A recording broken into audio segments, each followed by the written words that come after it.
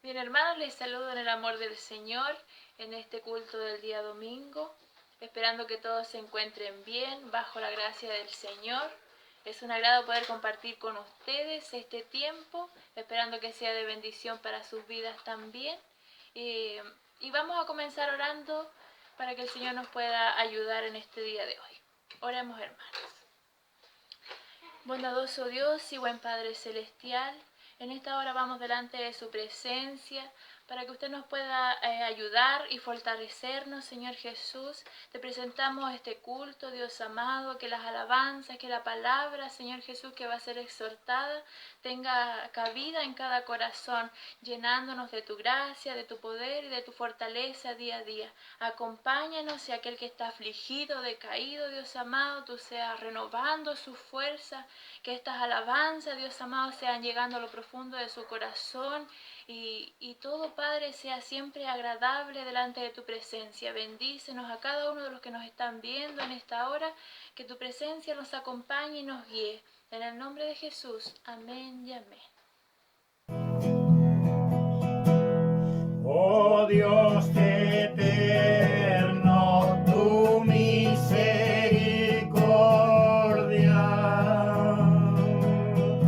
ni una sombra de duda tendrá. Tu compasión y bondad nunca falla, y por los siglos el mismo será. Oh, tu fidelidad, oh, tu fidelidad, cada momento la veo en mí. Nada me falta, pues todo provee. Grande, Señor, es tu fidelidad. La noche oscura, el sol y la luna, las estaciones del año también unen su canto cualquier criatura, porque eres bueno, por siempre eres fiel. Oh, tu fidelidad, oh, tu fidelidad, cada momento la veo en mí. Nada me falta, pues todo provee. Grande, Señor, es tu fidelidad. Tú me perdonas, me impartes el gozo, tierno me guía por sendas de paz. Eres mi fuerza, mi fe y mi reposo, y por los siglos mi Padre será. Oh, tu fidelidad, oh, tu fidelidad, cada momento la veo en mí. Nada me falta, pues todo provee. Grande, Señor, es tu fidelidad. Agradecemos al Señor por estas hermosas alabanzas, estos himnos que los hermanos han preparado con mucho amor. Ahora vamos a leer la palabra del Señor. que se encuentra en Tercera de Juan 1, capítulo 1, versículo 11 y 12. En el nombre del Señor dice: Amados, no imitéis lo malo, sino lo bueno. El que no hace lo bueno es de Dios, pero el que hace lo malo no ha visto a Dios. Todos dan testimonio de Demetrio, y aún la verdad misma, y también nosotros damos testimonio, y vosotros sabéis que vuestro testimonio es verdadero. Amén, que el Señor nos ayude para ser como Demetrio, saber la verdad y hacer la voluntad del Señor en todo momento. Vamos a escuchar unas alabanzas para luego comenzar con la palabra del Señor. Oh, cántame-las otra vez, bellas palabras de vida. Hallo en ella mi gozo y luz, bellas palabras de vida. Si de luz y vida son sostén y guía, qué bellas son, bellas palabras de vida. Qué bellas son, bellas palabras de vida. Jesucristo a todos da bellas palabras de vida. Él llamándote hoy está, bellas palabras de vida. Bondadoso te salva y al cielo te llama. Qué bellas son, bellas palabras de vida. Qué bellas son, bellas palabras de vida. Grato el cántico sonará, bellas palabras de vida. Tus pecados perdonará, bellas palabras de vida. Si de luz y vida son sostenidas, qué bellas son, bellas palabras de vida. Qué bellas son, bellas palabras de vida. Hallé un buen amigo, mi amado Salvador, contaré lo que ha hecho para mí. Hallándome perdido, indigno pecador, me salvó y hoy me guarda para sí. Me salva del pecado, me guarda de Satán, promete estar conmigo hasta el fin. Él consuela la tristeza, me quita todo afán. Grandes cosas Cristo ha hecho para mí. Jesús jamás me falta, jamás me dejará. Es mi fuerte y poderoso protector.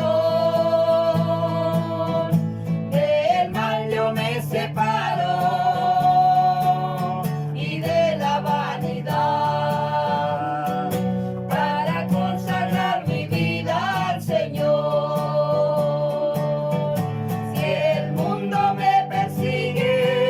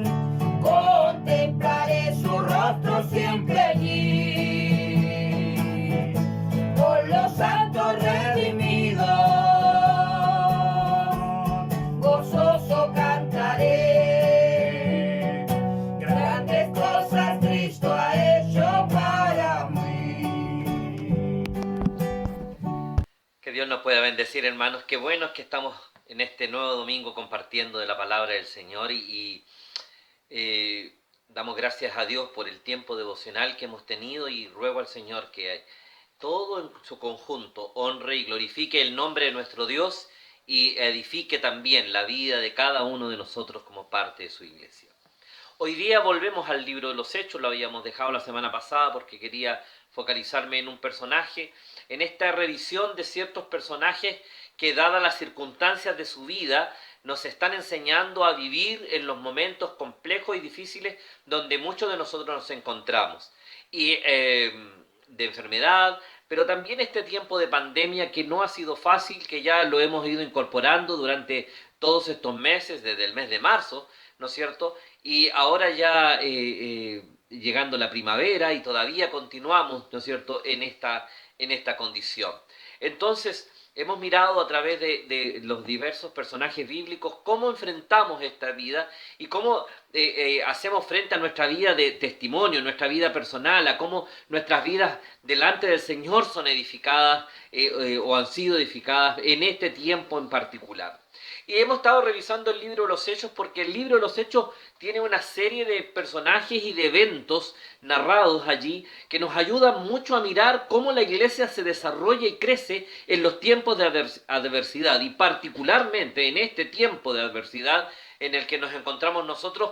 Pareciera que fuera muy pertinente y contingente poder hablar de estos personajes. Hemos ido de atrás para adelante, vamos a avanzar un poco más también en los personajes, un poco más adelante, o en los eventos que se vayan produciendo. Hoy día quiero detenerme durante unos minutos en Hechos capítulo 6. Quiero mirar una parte de la vida de Esteban. La vida de Esteban es muy interesante, trae mucho para nosotros, pero me voy a detener solamente en un aspecto o mirar desde una perspectiva desde afuera, ¿lo cierto?, panorámica de lo que significa el testimonio de Esteban. No me voy a detener hoy día en su defensa, porque eso de por sí o ante sí, ¿no es cierto?, por sí solo, da por lo menos para 2 o 3 predicaciones. Hoy día me voy a detener desde una panorámica, mirar un poco la vida de Esteban y cómo esta vida de Esteban, en la conclusión quiero decir, ¿no es cierto?, cómo esta vida de Esteban nos ayuda a mirarnos como un ejemplo. Recordemos que la palabra de Dios siempre es un espejo en el cual nosotros nos miramos y en este espejo edificamos nuestras propias vidas. Y hoy día voy a conversar acerca de este personaje tan singular que nos aparece en la Biblia. Cuando hablamos de Esteban hay dos cosas que se nos vienen rápidamente a la mente. Es que era diácono y que fue el primer mártir. Y a partir de estos dos elementos vamos a mirar un poquitito su vida. En Hechos capítulo 6 aparece Esteban narrando ahí, o aparece en la narración acerca de lo que le ocurre a él. Hechos 6, Hechos 7, pero me voy a detener solamente en los pasajes de Hechos 6 y alguna cosita del capítulo 7. Usted ya conoce muy bien el detalle de la elección de los diáconos del 1 al 6. Me voy a quedar del 8 al 15, aunque voy a mirar otros versos también. Hechos capítulo 6, versículos del 8 al 15. Dice: y Esteban, lleno de gracia y de poder, hacía grandes prodigios y señales entre el pueblo. Aquí ya tenemos la primera gran característica de este Esteban, ¿no es cierto? Vamos a volver sobre ellas. Versículo 9 dice: y entonces se levantaron unos de la sinagoga llamada de los libertos, y de los de Cirene, y de Alejandría, de Cilicia y de Asia, disputando con Esteban, pero no podían resistir a la sabiduría y al espíritu con que hablaba.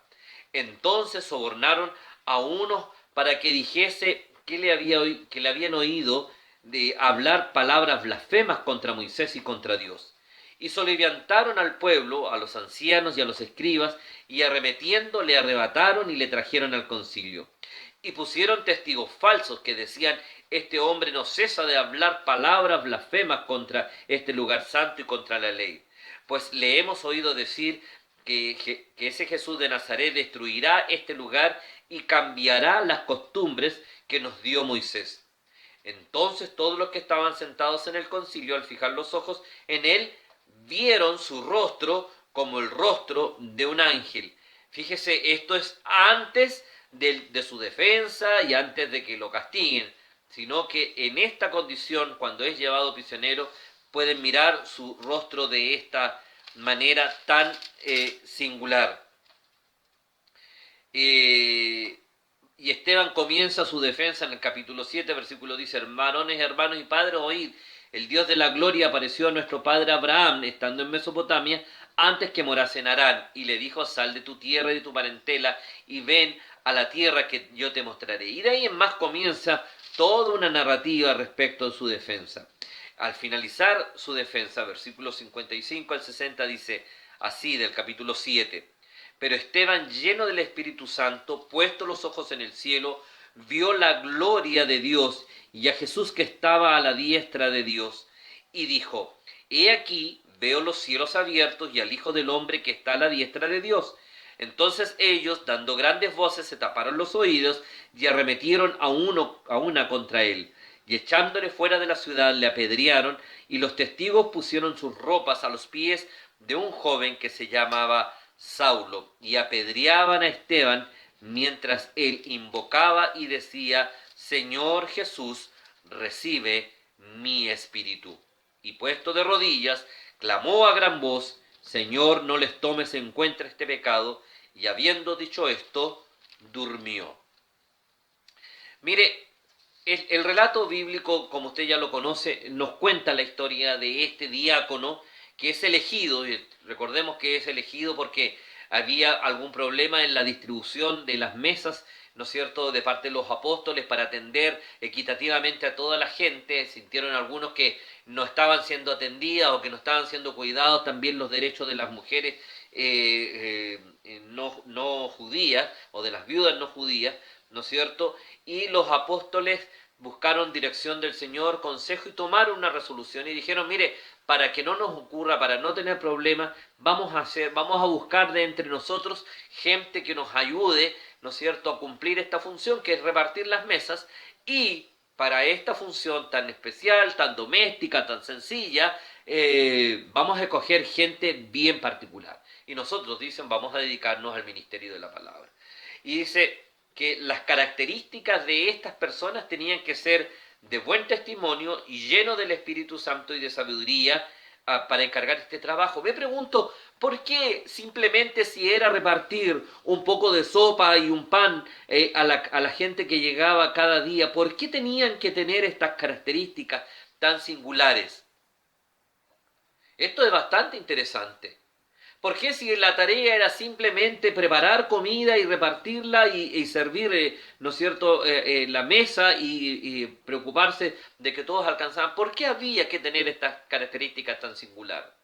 Me parece que el texto bíblico está presentándonos más allá de como habitualmente lo interpretábamos, que es una característica de los diáconos. Nos está hablando un principio que es fundamental y elemental. Nos está diciendo, sabe, querido hermano, cualquier tarea o función que nosotros hemos de comenzar en la casa del Señor para la gloria de nuestro Dios, tiene que tener características o tiene características en sí espirituales, ya sea desde la predicación del púlpito, ¿no es cierto?, del canto de la alabanza o de la oración que se hace en público, hasta la tarea más doméstica, como en este caso era preparar un plato de sopa y ponerlo en las mesas de las personas que estaban allí. Tiene características espirituales profundas de las cuales tenemos que hacernos cargo y tenemos que responder. Es decir, toda tarea que nosotros encomendamos, toda tarea que nosotros llevamos adelante, tiene una característica espiritual profunda detrás de ella y requiere de hombres y mujeres. Cuando se trata de las cosas del Señor, en el ámbito del reino de Dios, requiere desde la predicación o desde las experiencias que a nosotros o a nuestros ojos humanos nos parecieran de mayor prestigio, que están en un nivel diferente, desde ahí hasta las funciones más modestas que nos pudieran parecer,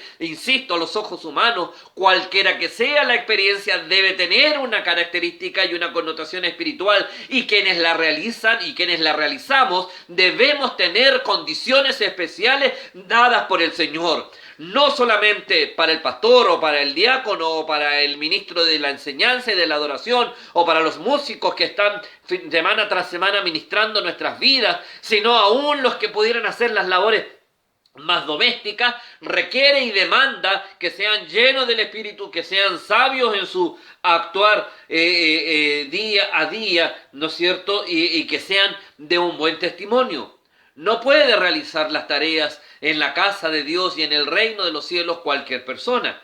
Este es un principio que aparece allí inserto. Y agrega el texto, y seguimos leyendo porque estamos mirando un poquito la vida de Esteban. Y dice: y agradó la propuesta a toda la multitud y eligieron a Esteban. Y ponen una característica, reafirman las características de este hombre. ¿Y cuál es la característica? Está escribiendo Lucas y dice que Esteban era un varón lleno de fe y del Espíritu Santo. Es decir, había un don, había unos dones que eran algunas características que le eran absolutamente evidentes. No es que después del cargo y después de la responsabilidad vinieron las características, los atributos de este hombre, sino que muy por el contrario, en razón de los atributos que él tenía como persona, vinieron, ¿no es cierto?, las posibilidades de poder servir.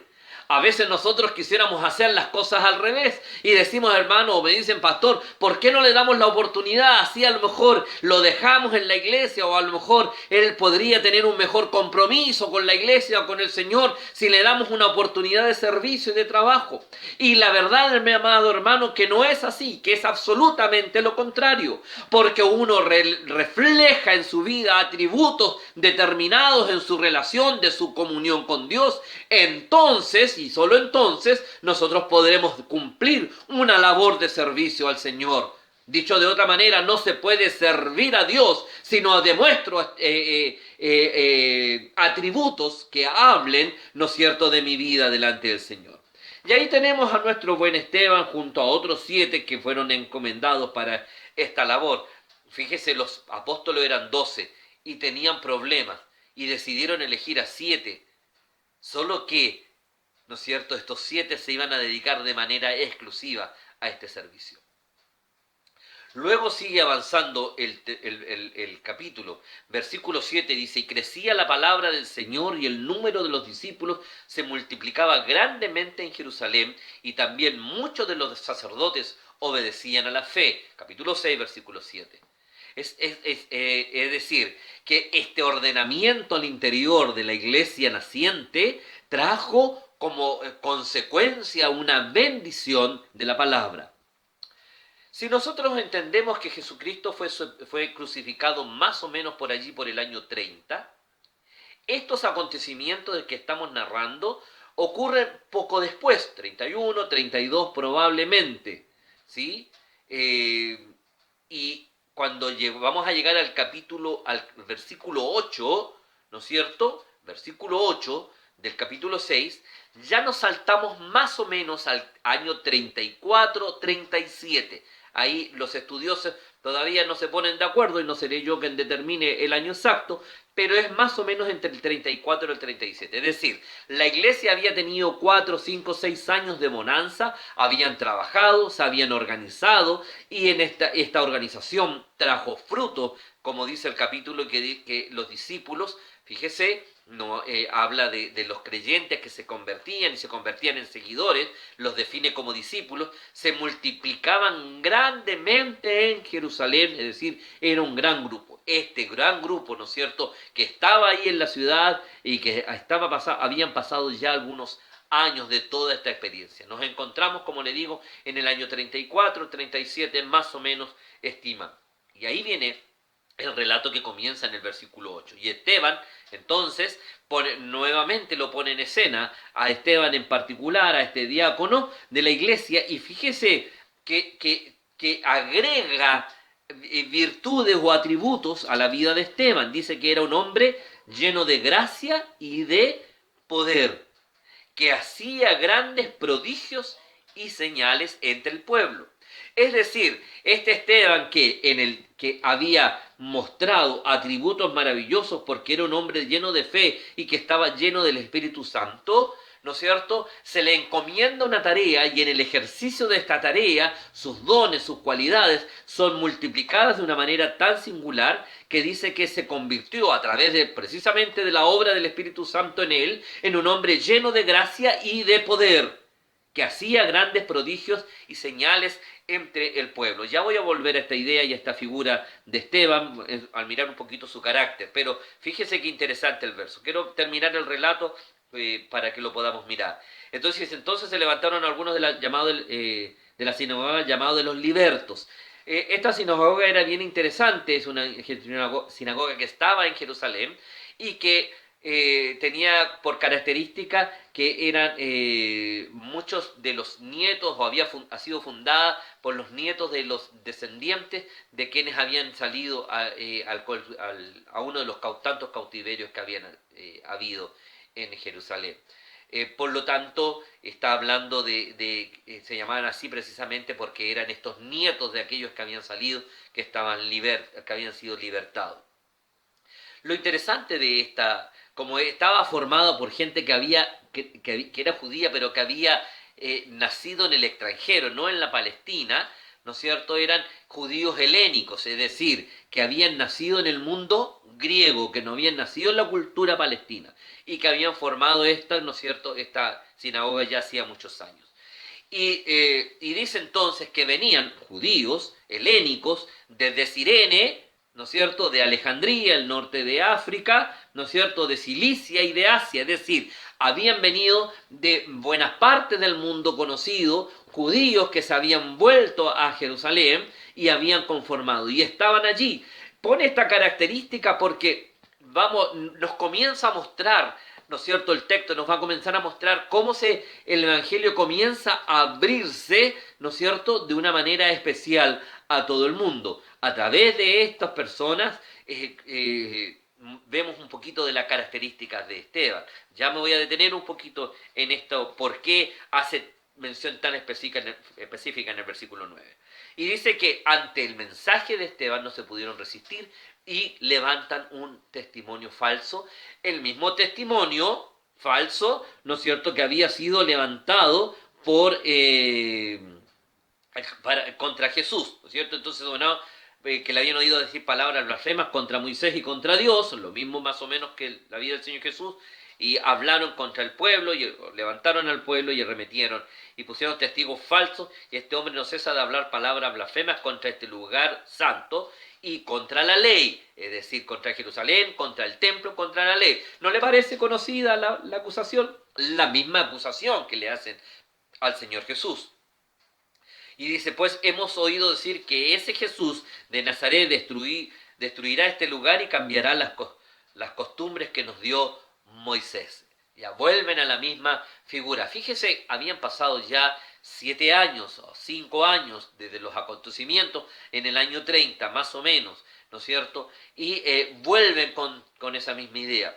Ahora, esa idea había quedado en el corazón de la gente, por una parte, pero sin lugar a dudas había sido parte del relato evangélico, ¿no es cierto?, del relato de buenas nuevas que habían tenido los apóstoles. Es decir, recuerde que ellos caminan, le hablé el otro día acerca de Felipe, ¿no es cierto?, caminaban desde la narración que se encontraban para llegar y acercarse hasta Jesús.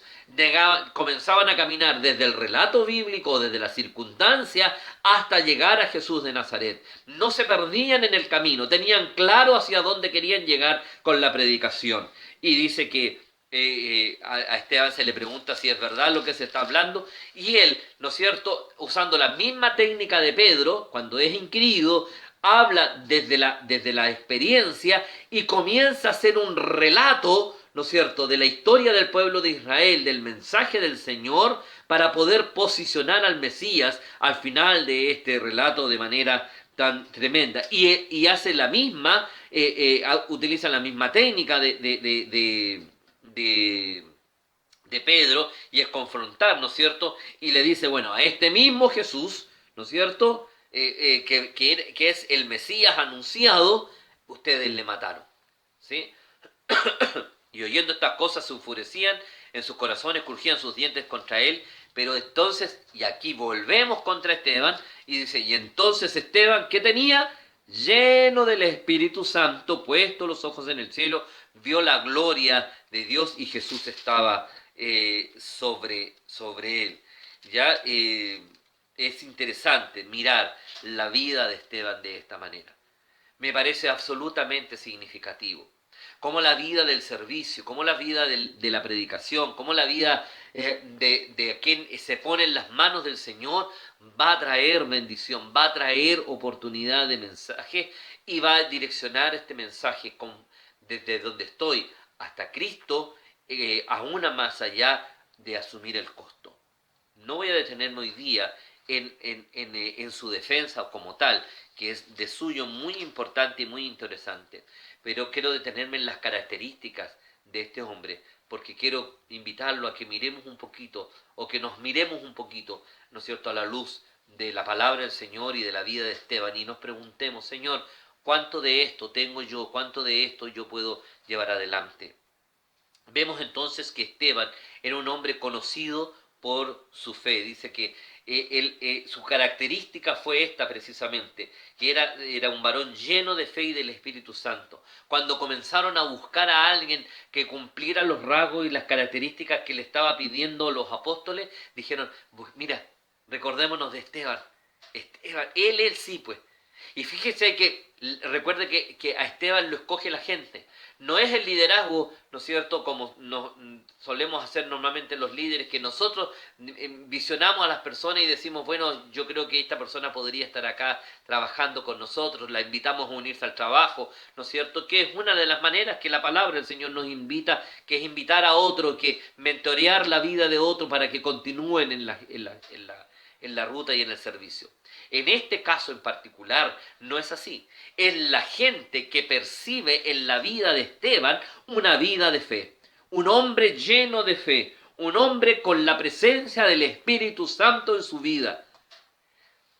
Y es la congregación que lo levanta y lo coloca en una postura de servicio. Claramente no era una postura de liderazgo. Posteriormente, en el desarrollo de la iglesia, ¿no es cierto?, los diáconos tomaron un rol, ¿no es cierto?, más protagónico y llegaron a constituirse, ¿no es cierto?, en quienes dirigen la iglesia y en un grado de autoridad. En el contexto de Hechos capítulo 6, el diaconado simplemente era una tarea doméstica menor necesaria de cumplir. Había que hacer la comida y había que preocuparse que la comida le llegara a todo el mundo. No tenía otra característica. Y cuando se buscó, de acuerdo a la instrucción de los apóstoles, quienes podían hacerlo, ¿no es cierto?, quien destaca por tener estas cualidades que se requerían para este servicio tan doméstico, pero que los apóstoles habían comprendido plenamente que era parte del gran propósito de Dios, entonces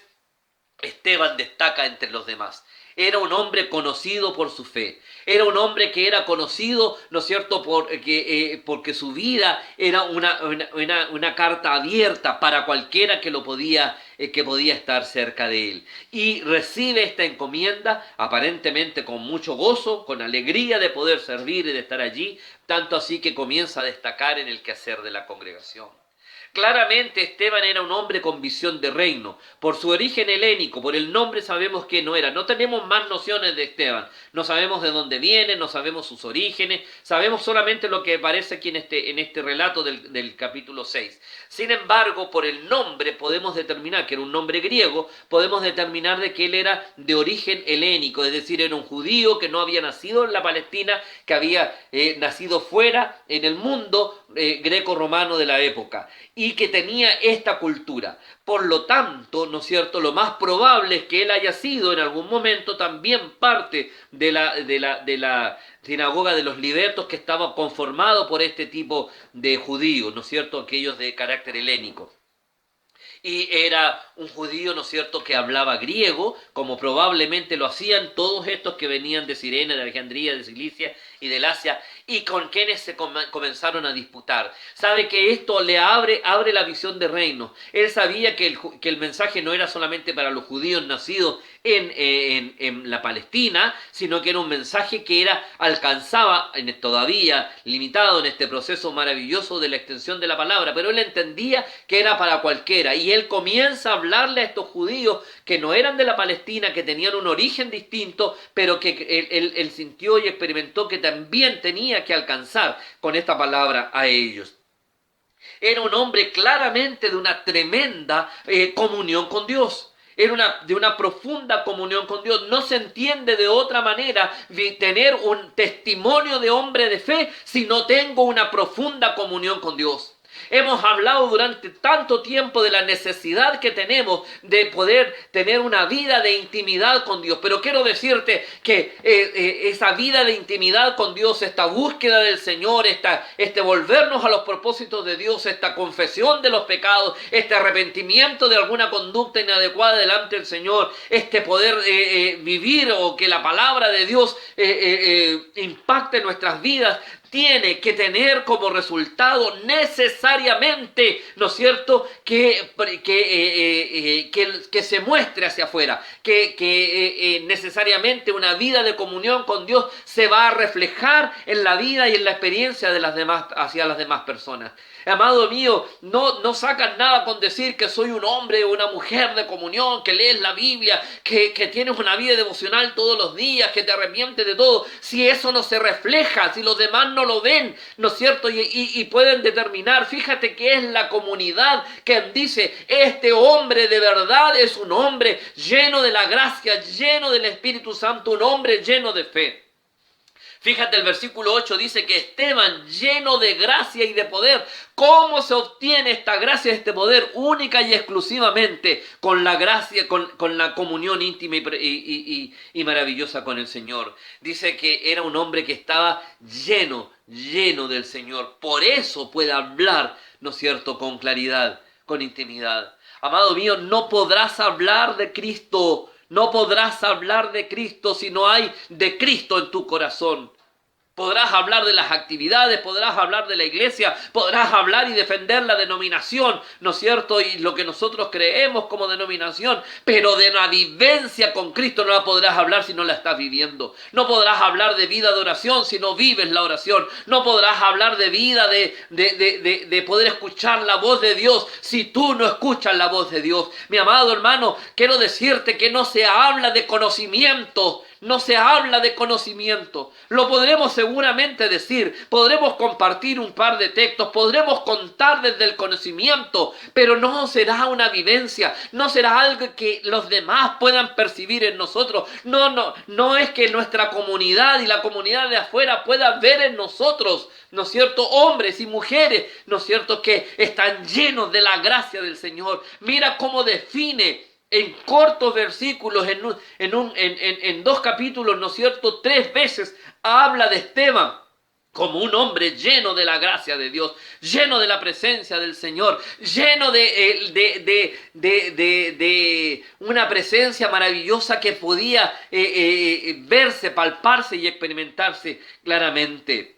Este hombre, Esteban, era un hombre generoso con los dones que recibió. Estaban al servicio del Señor. Él seguramente cuando los hermanos lo vieron, dijo, este hermano, sí, mira cómo habla, mira cómo ora, mira cómo habla del Señor. Él va a poder repartir las mesas lo más bien, ¿sí? Él lo va a poder hacer bien. Y es interesante cómo se va forjando toda la experiencia del relato. Pero después le encontramos en el versículo 8, dice que hacía grandes prodigios y que hacía señales entre el pueblo, que predicaba con fuerza la palabra del Señor. En su defensa vemos que tiene un acabado conocimiento del relato bíblico, no solamente del relato bíblico veterotestamentario, es decir, todo el relato del Antiguo Testamento, ¿no es cierto?, sino que también del Nuevo Testamento, del relato del Evangelio, de la palabra.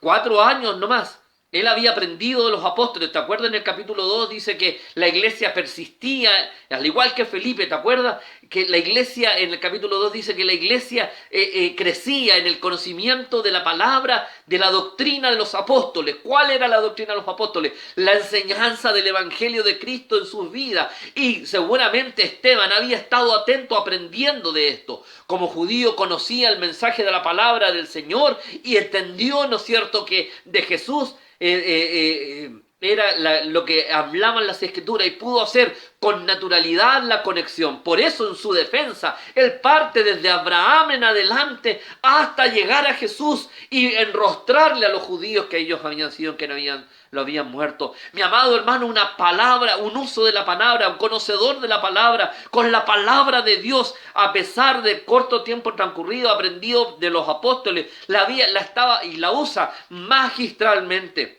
La palabra de Dios la usa con sabiduría en el tiempo correcto. La palabra de Dios que sabe encaminar desde donde es, desde donde la toma hasta llegar a Cristo, ¿no es cierto? Y entregar el mensaje de salvación. Es una palabra de Dios que utiliza como una espada, ¿no es cierto? Con destreza y con certeza para poder usarla, para poder llegar al fin que se espera. Amados míos, tal vez muchos de nosotros conocemos textos, conocemos narraciones, pero nos cuesta a veces tanto encaminar esta palabra hasta Cristo. Hablamos de los textos favoritos y en este mes de la Biblia, ¿no es cierto?, nos gozamos en repetir textos y en conocer, hacer trivias respecto de pasajes o de conocimientos de elementos y de los hechos bíblicos, pero no sacamos nada con conocer todo esto, con saber los nombres de los reyes, con conocernos los nombres de todos los libros de la Biblia, con saber algunas experiencias de quién es la esposa de él, o el esposo, o el hijo, o que el rey tanto, el rey cuanto. Si el mensaje del texto bíblico, si el mensaje de la palabra no lo sabemos encaminar hasta Cristo,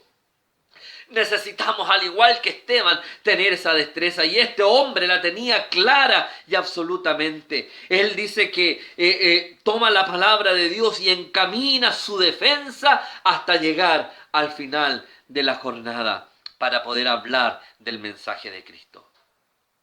Me impacta la vida de Esteban. Hay tanto más que pudiéramos decir de él. Hay tanto que podemos hablar de la vida de este varón de Dios.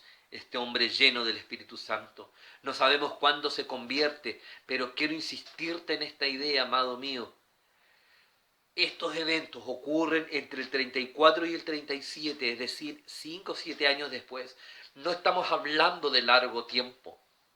Algunos no lo dice la Biblia, algunos le hacen algún seguimiento, ahí lo colocan como uno de los 70 que envía Jesús. Pero cuidado si lo ves por ahí en algún comentario, no es algo sólido, así es que no creas mucho en aquello. Algunos creen que es alguno de los convertidos en la predicación de Pedro. No hay elementos, los padres de la iglesia lo mencionan en más de una vez, sin embargo, no hay elementos para poder determinar un pasado de Esteban. Lo que sí hay elementos es para determinar un presente y un futuro de Esteban. Este hombre hoy día, con todo lo que tenía de parte de Dios, estaba dando testimonio del nombre de Cristo. Era una vida íntegra, de intimidad con Dios y de una perfecta cercanía a la palabra del Señor, que colocó todos sus dones y atributos delante del Señor para que fueran al servicio de la obra del ministerio de Cristo. Hay tanto que aprender de la vida. En la conclusión del día de hoy quiero compartirte la siguiente idea. El testimonio de Esteban sigue siendo, creo yo, un faro, una luz para el mundo perdido y errante en el que nos encontramos en el día de hoy, así como una historia preciosa de este hijo de Abraham, de este hijo de la fe. Es interesante como su característica es ser precisamente un hombre de fe, una hombre de fe que era conocida por todos y cada uno quienes estaban alrededor.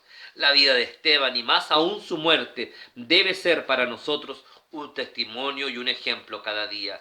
El testimonio de Esteban sigue siendo un faro en estos días que es al cual tenemos que dar o del que tenemos que hacernos cargo.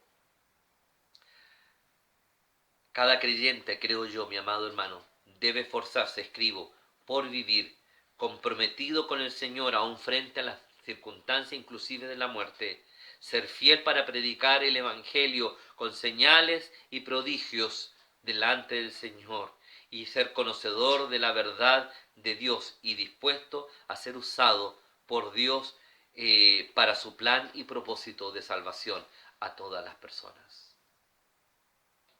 La vida de Esteban nos enseña tremendamente esto. La voy a dividir de la siguiente manera: su vida íntima y personal. Era una vida que reflejaba a Cristo. Era una vida de intimidad, era una vida de búsqueda del Señor, era una vida de compromiso con su Padre Celestial. Esta vida de intimidad con el Señor se reflejaba, ¿no es cierto?, hacia afuera, y los demás podían dar testimonio. ¿De qué dan testimonio los demás? Que el autor del libro de los Hechos, el doctor Lucas, lo coloca allí con tanto énfasis en 3 oportunidades. Hombre lleno de gracia, hombre lleno de fe, hombre lleno del Espíritu Santo, que estaba dispuesto al trabajo humilde. Te insisto, el diaconado en este tiempo no es la figura que se constituye aún en el Nuevo Testamento posteriormente como un grado de autoridad. Aquí simplemente era preparar la sopa y servirla cada día. Era un hombre que estaba dispuesto al servicio más humilde, como también estuvo dispuesto a ser usado por el Señor con señales y milagros y prodigios.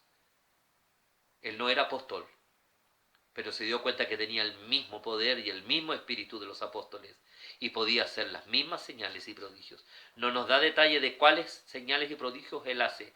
Solo sabemos que él, sí, puesto en las manos del Señor, usado por el Espíritu Santo, estuvo dispuesto a dejarse usar por el Señor. Y en tercer lugar, vemos a un hombre lleno del conocimiento de la palabra de Dios. Palabra de Dios que le permitía tener intimidad con Dios y palabra de Dios que le permitía esgrimir las verdades del Evangelio y del reino para llegar a presentar a Cristo como Señor y Salvador. Dice la palabra del Señor que cuando llegan a confrontarlo, dice que todos los que estaban allí todavía no estaban siendo martirizados. Al fijar los ojos en él, vieron su rostro como el rostro de un ángel. Su rostro reflejaba la gracia y la presencia de Dios en él. No, todavía no llega al martirio, está recién en el proceso de acusación. No es al final, no es cuando él ve los cielos abiertos. A veces ponemos esta figura, la ponemos al final, cuando él ve los cielos abiertos al final. No. Aquí está, en la confrontación que tenía con la gente. ¿Qué ve? ¿Qué ve la gente en nosotros, queridos? ¿Qué ve tu iglesia en ti?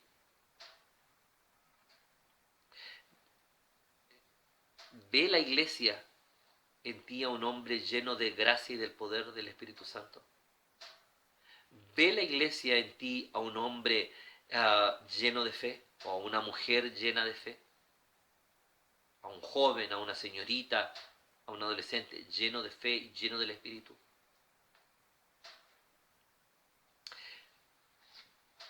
La palabra de Dios, más allá de aprenderte un par de versículos o los libros de la Biblia, la palabra de Dios es una palabra que tú puedes esgrimir con sabiduría para presentar el Evangelio de Cristo. No para dar cuenta de cuánto sabes en términos de conocimiento, sino que de instrumento de camino para llegar al mensaje de salvación. Y pregunto finalmente, los de afuera, los que están a tu alrededor, cuando tú hablas del Evangelio, ven en ti a un fanático religioso que no sabe dar cuenta de su fe y más se dedica a atacar las experiencias de los demás, a menoscabar lo que otros creen en razón del Evangelio porque no tiene argumentos? ¿O ven en ti, ¿no es cierto?, o ven tu rostro, ¿no es cierto?, como el rostro de un ángel que trae una palabra llena de gracia y de sabiduría? ¿Qué ven los demás en ti? ¿Qué es lo que experimentan los de afuera? Los de afuera dice que no podían resistir la sabiduría y el espíritu con mayúscula, versículo 10, con que hablaba Esteban. ¿Será lo mismo en ti? ¿No podrán resistir lo que ven? Ruego al Señor que así sea, y que la obra de Dios en tu vida sea de tal manera manifiesta que pueda ser un instrumento para la gloria de Dios. Una vida profunda en Cristo que da testimonio en medio de la comunidad de fe, que maneja y utiliza la palabra de Dios como como un instrumento útil para encaminar su mensaje hacia el mensaje de salvación en Cristo Jesús, y que tiene poder no como un fanático religioso, sino que como un seguidor profundo y verdadero de Cristo para predicar esta palabra a quien la quiere escuchar. Y el que la escucha entiende que hay palabra de sabiduría y del Espíritu Santo. Aunque no la puedan resistir y la rechacen, pero entienden que tu palabra es una palabra llena del Espíritu Santo y sabiduría de Dios. Espero que así sea. Que Dios nos pueda bendecir, nos haga reflexionar un poco más en la vida de Esteban. Hay mucho más que decir de él, pero lo dejaré hasta aquí en el día de hoy, para invitarte a que tú hagas tu propia reflexión y puedas disfrutar de lo que esta palabra quiere contarte a tu vida personal. En un domingo siguiente miraremos el mensaje de la defensa de Esteban, que también hay algo que decir. Que Dios nos pueda bendecir. Un abrazo fraterno a cada uno de ustedes, un abrazo cariñoso para todos, y que Dios nos ayude a ser un poco más como Esteban, Nos ayudará mucho a poder vivir una vida de integridad y de testimonio que honre el nombre de Dios y que edifique la iglesia de nuestro Padre Celestial. Amén. Hoy yo quiero andar con Cristo, quiero oír su tierna voz, meditar en su palabra y cumplir su voluntad, consagrar a Él mi vida, mis dolores y afán, y algún día con mi Cristo gozaré la caridad. O si yo quiero andar con Cristo, o si yo quiero vivir con Cristo, o si yo quiero servir a Cristo, quiero serle un testigo fiel. Hoy yo quiero andar con Cristo, Él es mi ejemplo fiel. En la Biblia yo lo leo y yo sé que es la verdad. Cristo era santo en todo, el Cordero de la cruz. Y yo anhelo ser cristiano, seguidor de mi Jesús. O si yo quiero andar con Cristo, o si yo quiero vivir con Cristo, o si yo quiero servir a Cristo, quiero serle un testigo fiel. Hoy yo quiero andar con Cristo, bendecirme en la luz, dejar el perverso mundo para ir al Salvador. Este mundo nada ofrece, Cristo ofrece salvación, y es mi única esperanza, vida eterna ya con Dios. O si yo quiero andar con Cristo, o si yo quiero vivir con Cristo, o si yo quiero servir a Cristo, quiero serle un testigo fiel. Mis manitos son de Cristo, también mi corazoncito, yo le canto al Salvador, como aquellos pajaritos cuando abren su piquito, alabando al Salvador. Aleluya, aleluya, aleluya, Salvador. Agradecemos al Señor por este tiempo de alabanzas, de una hermosa palabra que el Señor nos ha traído a nuestras vidas en el día de hoy. Y agradecer la participación de nuestro pequeño Ignacio, ¿verdad? Que se animó a hacer un videíto, y así también los invito a ustedes a que puedan animarse en familia o los niños individual para que si puedan cantar una alabanza o si alguien quiere dirigir el culto, que nos avisen para nosotros mismos ir a grabarlos, hermanos, para que todos nos motivemos a trabajar para el Señor. Sabemos que los medios no están y a veces se nos dificulta un poco, pero con la ayuda del Señor lo vamos a lograr. Así que vamos a ir en oración para ya ir finalizando el culto del día de hoy. Inclinemos nuestros rostros en casa para irnos en oración. Mi buen Dios, seguimos delante de tu presencia en esta hora para que tú nos acompañes, Señor Jesús. Agradecemos los cánticos, las alabanzas que hemos preparado, Señor Jesús, esperando que todo lo que hicimos siempre sea agradable delante de tu presencia.